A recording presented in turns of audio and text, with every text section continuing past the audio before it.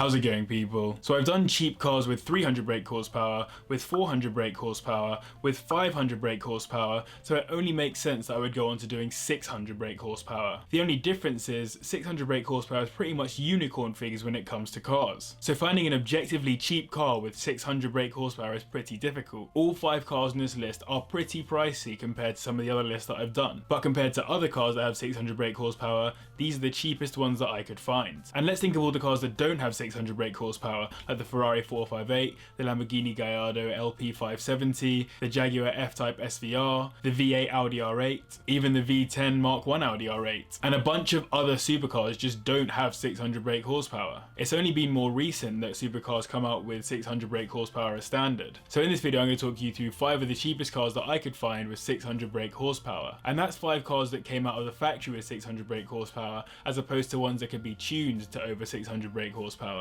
It would probably be cheaper to get a car with great tuning potential and tune it up to the 600 brake mark, but that's not what this video is about. Feel free to let me know in the comments though which cars you think would be worth tuning to 600 brake or might get there quite easily. Remember that I make these videos from the UK market perspective, so prices in other countries may differ. And remember that whenever you buy a second-hand car, think of the maintenance, repairs, insurance, petrol, tax costs and all that kind of stuff before you actually go into purchasing the car. I wanted to say a huge thank you to you guys for the support on the Pointless Polo project video last week, all the suggestions and ideas. I've taken so many notes. I wanted to say another huge thank you as well to Autodoc for sponsoring this video, which is ultimately just helping me forward with the Pointless Polo project. If you haven't heard of Autodoc, they're a huge car parts store. They have loads of different car parts from multiple big brands and at some very low prices. And if you don't like the part for the car, you can return it within 200 days, which is a very decent policy. They work in 26 different countries, so hopefully they can serve you. And in case you're out and about and don't have access to a computer, there's an easy mobile app that you can use to buy your parts. I'll probably end up ordering some stuff from them for my Polo project. Huge thank you to them. First time a brand has ever shown interest in the channel, so really great to have them on board. But anyway, remember to like, comment, subscribe, all that great stuff. But without further ado, let's get into the video.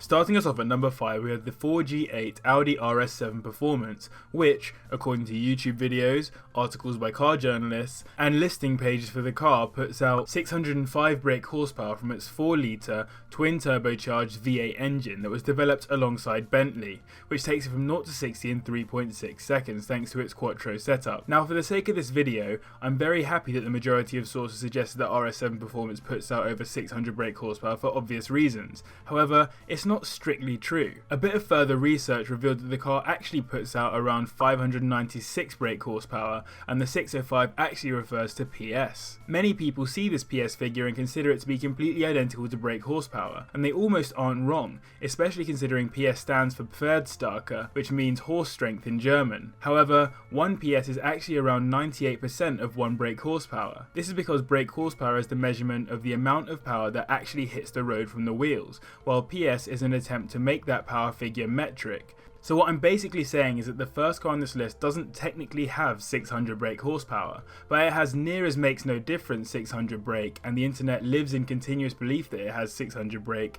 Who am I to burst the bubble? The same goes for the well-loved C7 Audi RS6 Performance, which shares the same engine, but I've mentioned the RS6 in so many previous videos that I felt like it was worth a change of scenery. The pretty much 600 brake horsepower RS7 Performance was announced in 2015 alongside the RS6 Performance, 2 years after the less powerful standard RS7 hit the market. Though the car is limited to 155 miles per hour in its standard spec, getting the Dynamic Plus package will take you to 190 miles per hour on a German autobahn.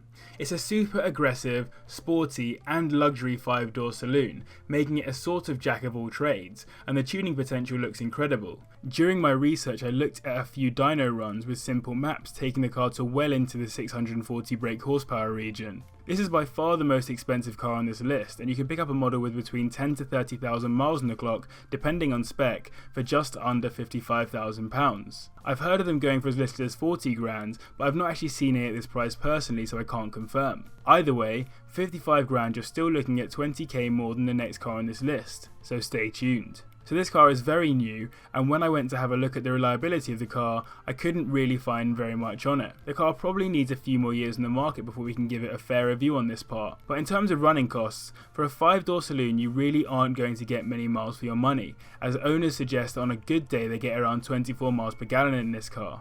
Overall then, this car is both the most expensive and least powerful on this list, so it definitely deserves to be at the bottom. Some might even suggest it doesn't deserve to be on this list at all, given the fact that it doesn't really have 600 brake horsepower. Either way, it gave me something interesting to talk about, and my word do I think it looks and sounds good.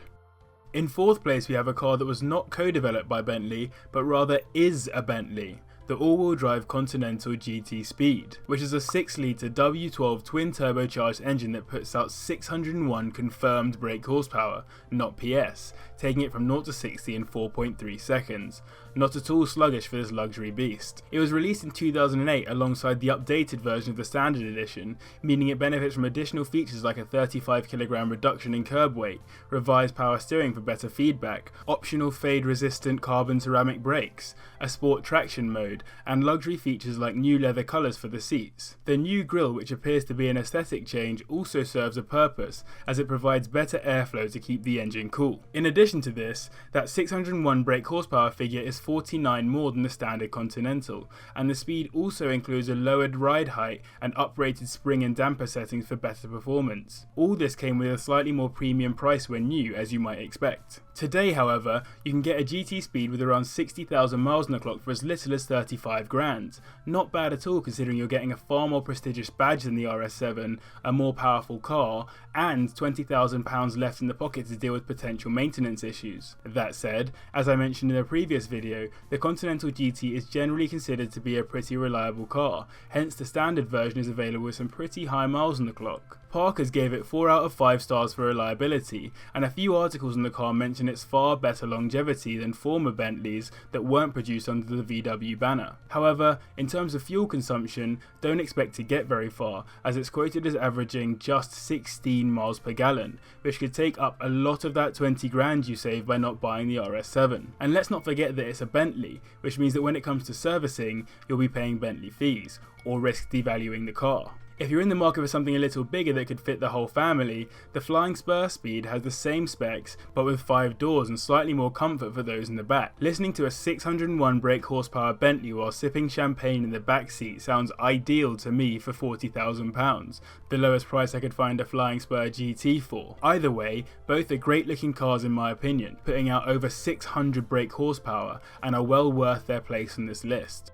On to the top 3 now, and there is something distinctly similar about all 3 of the cars you're about to see, namely their brand and their engine. Mercedes-Benz have been renowned for making ridiculously powerful luxury and sports cars with their AMG branding, but the cars haven't been able to hold their value, hence they dominate this list entirely in the UK market. The most expensive of the 3 is the R230 SL65 AMG, which hosts a 6-litre twin turbocharged V12 that puts out 604 brake horsepower through its rear wheels, taking it from 0 to 60 in just 4.2 seconds, according to Mercedes. Numerous journalists have disputed this 0 to 60 however, with the majority getting sub 4 seconds. The lowest I could find was by Car and Driver, who achieved a rapid 3.6 seconds 0 to 60. Normally I'd go on to tell you a bunch of interesting facts about the car at this point, but I've actually gone through the R230 in some depth in a previous video, so rather than sounding like a broken record, let's talk about the engine, which is shared by all 3 Mercedes on this list. The M275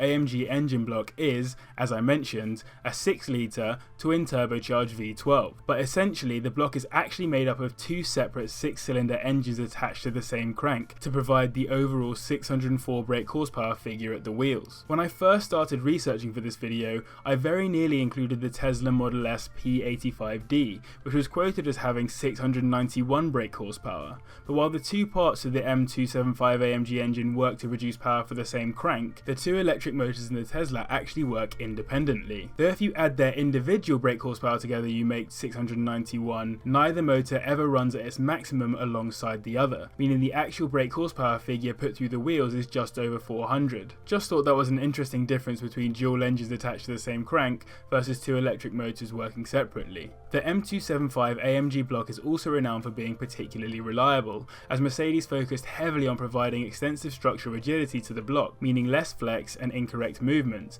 meaning greater reliability. That said, the coil packs, of which there are 2 per cylinder, do like to go every so often, so be wary of that on all three of the Mercedes I talk about in this video. The same engine and platform as the SL65 AMG was also used in the Black Edition, which was released in 2008 alongside the also affordable second facelift version of the R230, which brought about a new grille, new headlights, and a generally boxier look overall. The Black Edition dropped the convertible roof as well as 250 kg from the base model, while gaining 12% extra size on both turbochargers, taking that horsepower figure up to around 660, which is pretty cool if you drive the standard SL65 AMG, as there are a couple of companies out there offering the much wider body kit of the Black Edition. This would also allow you to drive around with the roof down, listening to all 604 horses, which you can't do in the Black Edition, though you can obviously do a lot more in that car, including a limited 200 miles per hour. You can pick up a pre-facelift SL65 AMG for around £30,000. If you prefer the facelift model, then you're looking at around £45,000, still 10 grand less than the RS7. I've already touched on the reliability aspect of the engine, but I would first of all note that if just one coil pack does go, it costs a hefty price of over £1,000 to replace the set. Not fun at all. And this is the point to remember with all three of these Mercs. Even if the engine is reliable, they will cost you more money on maintenance and repairs simply because they are AMG Mercs, and therefore slightly more prestigious. On top of this, plenty of owners mentioned issues with many of the electric features of the car, including most notably the electric motor for the convertible roof burning out, so be wary of this. Either way, I think the SL65 AMG is a great car, and it's been an even greater placeholder for me to talk about the M275 AMG engine block that launches Mercedes to the top 3 spots on this list. If you would like to hear more about the R230, click the icon on the top right hand side of the screen. On to the top 2 now, and narrowly beating the SL65 is both the second and third generations of the CL65 AMG, otherwise known as the C215 and C216 respectively. This V12 twin turbocharged beast does 0 to 60 in 4.2 seconds due to it being slightly heavier than the SL, but everything else is pretty much the same. The C215 CL65 AMG was released in 2004, 5 years after the generation actually started production, and was a particularly technologically advanced car for its time. It features hydraulic active body control, Distronic, the first ever worldwide radar assisted autonomous cruise control system, and was the first car ever to have high and low beam xenon headlights, something that's the norm now but brand new back in 2004. The C216 CL65 AMG took this a step further, offering a massive range of new technological features including active blind spot assist, active lane keeping assist, active body control, active bonnet, active parking assist, basically everything active, dynamic cornering assist, adaptive brakes, and a bunch of other features I could keep listing off, but you would very much get bored. One particularly interesting fact, however, is that this car was actually based on the W221 S-Class, though it is actually heavier despite being a 2-door coupe rather than the 5-door saloon. Despite these additional features, the C216 is actually the cheaper of the two cars, with ones on sale now for around the £29,000 mark, while the C215 goes for around 35 grand. You'll be expecting around 80 to 90k on the clock for these kinds of prices, but honestly, if you do see one for sale, it's one of very few, as there are just 21 of the C16s on the road in the UK, and even fewer C215s. You can definitely tell that this car was made for a business person, as the car was marketed with a bunch of Mercedes business merchandise, including a wallet, business card case, umbrella, watch, and pen that were all designed with inspiration from the interior of the car. You could also get your hands on a model version of the car, a key ring, driving gloves, and a money clip to keep all your stacks in. In terms of reliability, I've already run through the engine, and it's a similar story again with the electrics as well as the hefty maintenance fees. You should also think about petrol when buying a Mercedes with this engine block in it, as the CL65 AMG, along with the other two Mercedes on this list, averages about 19 miles per gallon on a good day. Either way, even if these cars will drink up your wallet as fast as they drink petrol, they'll also go pretty fast, and with 600 plus brake horsepower beneath the bonnet, you'll be tearing up the motorway miles in this car. I really like the shape of the CL, even if a lot of people don't like it, and given its price, it thoroughly deserves second on this list.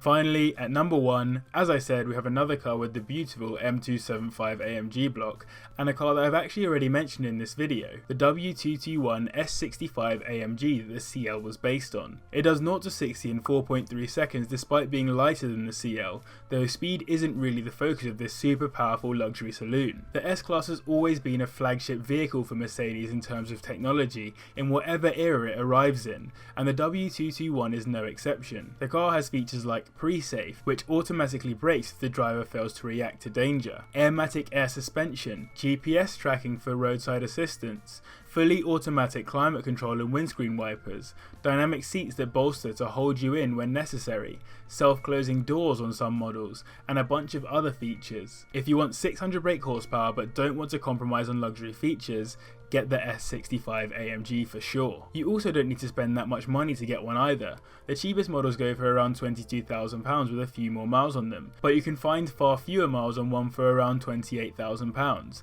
still less than all the other cars on this list. There also aren't very many of them, just 78 in the UK, which is higher than all the others and therefore probably why it's slightly cheaper. The car actually had quite a long run as it was produced from 2005 through to 2013, though in this time it did have a facelift at the end of 2009 which gave it minor cosmetic changes as well as a bunch more tech, as you might expect. For 22k you are looking at the pre-facelift model though, so keep your sights set on that and don't think too much about those additional features you're missing out on. Though I personally probably wouldn't buy an S65 AMG at this point in my life as a jumped up 23-year-old graduate, I definitely understand and see the allure of this car. For the parent looking to have something ridiculously powerful and quick without wanting to let go of luxury in any way, and with the need to take kids to school or fit shopping in the car, the S65 AMG ticks many boxes. Just remember that maintenance and petrol will be a nightmare, so you need to have deep pockets. Anyway, a solid car for the top spot in this video, the Mercedes-Benz SL65 AMG.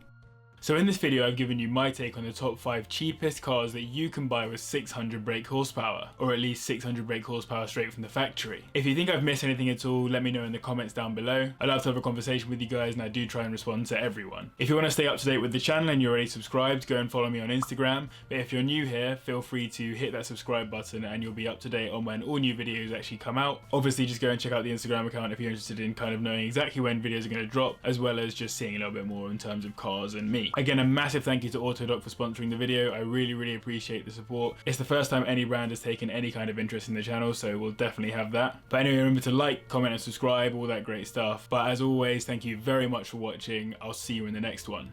Listen.